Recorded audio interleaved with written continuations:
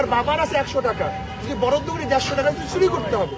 যৌক্তিক সময় নির্বাচন চাচ্ছে, আসলে ভারতের চক্রান্ত। জনগণ অস্থির হওয়ার আগেই যেন নির্বাচন প্লেস করা হয়, অপচয় বন্ধ করতে হবে।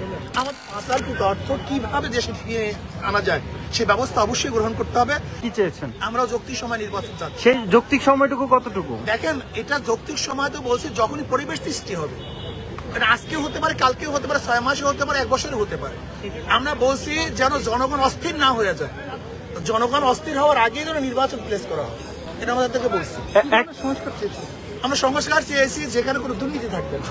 দুর্নীতি মুক্ত প্রশাসন যখনই করতে পারবে, মানুষ তাদের ভোটাধিকার প্রয়োগ করতে পারবে, মানুষ নির্বিঘ্নে ভোট কেন্দ্রে যেতে পারবে, ভোট দিতে পারবে, এরকম পরিবেশ যখনই সৃষ্টি হবে তখনই নির্বাচন ব্যবস্থা করে। অর্থনৈতিক সংস্কারের জন্য বলেছি যে সিলেট পরিবেশের নামে যেখানে পাথর উৎপাদন করতে আমাদেরকে বাধা দেয়, এটা আসলে ভারতের চক্রান্ত। আমাদের দেশ থেকে আমরা পাথর তুলবো, সেখানে পরিবেশের কি আছে? অথচ ভারত থেকে পাথর আমদানি করার জন্য একটা পরিবেশের দোহাই দিয়ে আপনাদের এলাকা থেকে পাথর উত্তোলন করা বন্ধ করে দিয়েছে। আমরা বলছি এইটা আপনার জলদি ছেড়ে দেন, সেখান থেকে আমাদের বিশাল একটা বেনিফিট আসবে, অর্থ আসবে। অপচয় বন্ধ করতে হবে। আমাদের দেশে সব জায়গায় অপচয় দেখা যায়। সরকারি এক মেহমানখানায়, এক বাংলুরে হাজার হাজার কোটি কোটি টাকা বরাদ্দ, অপচয় কমাতে হবে। যদি আমরা অপচয় কমাতে পারি, আমাদের অনুযায়ী যদি আমরা বন্টন করতে পারি, আমার বাবার আছে 100 টাকা, যদি বরাদ্দ করে 150 টাকা চুরি করতে হবে।